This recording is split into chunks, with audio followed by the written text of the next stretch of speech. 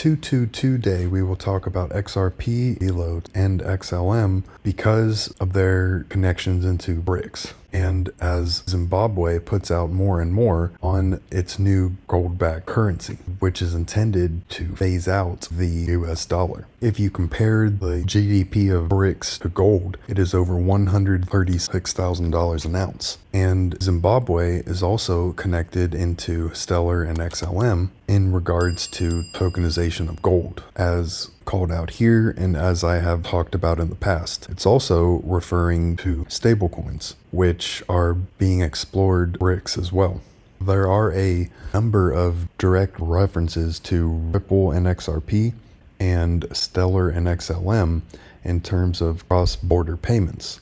Here is a piece of a paper that is from 2019 that is explaining cross-border payments and FX transactions, and it directly calls out Ripple and Stellar quite often. Here is a paper from the Monetary Authority of Singapore talking about CBDCs, and it also calls out XRP and XLM, and it also calls out ties into the IMF, World Bank, UN, and our Korean Hyperledger, which are all connected into XRP, XLM, and Velo.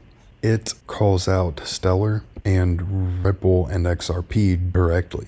Here is a 2021 paper from the World Bank, and it is referring to XRP and XLM, and it explains them as effectively being stablecoins because of the almost instantaneous settlement. We have had some news come out over the last month or so that appear to imply that BRICS is quickly moving away from the USD and into crypto.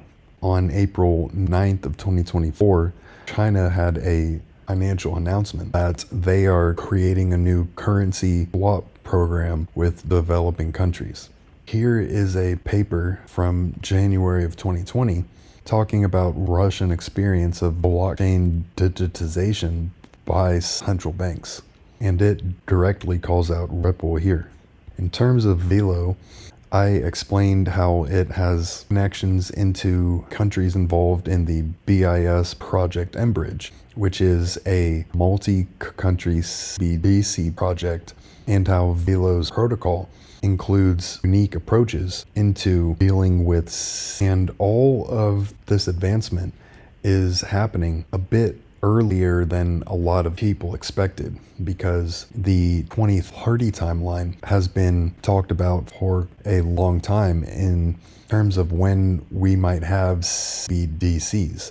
But why would the people who are in control of everything on Earth actually provide us an accurate statement?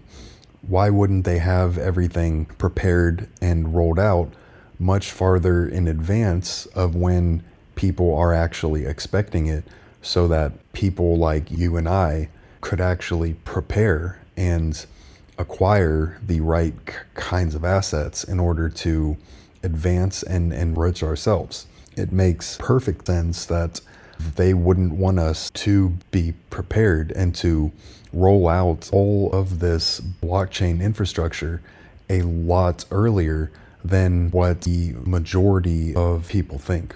And to tie all of this into gold, DLT will allow the IMF to expand the eSDR to its original proposed purpose as a reserve currency for cross-border transactions.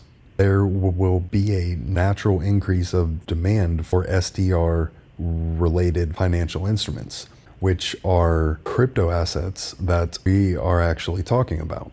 DLT adoption will result in a re-evaluation of the role of SDRs while influencing the attractiveness of a new reserve currency, as called out here by the IMF. And it's talking about fintech and DLT.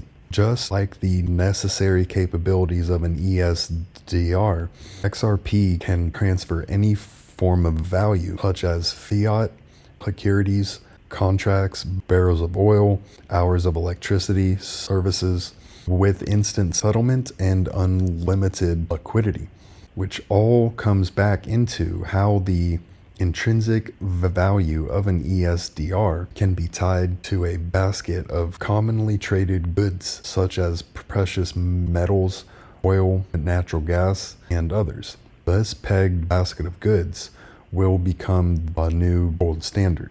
In my video here, I explained examples of how XRP, XLM, XDC, and Velo are all tied into tokenizing gold, which all comes back into connections that Ripple and Stellar have into BRICS, and how each of those are also tied into IBM, Velo, and Stronghold.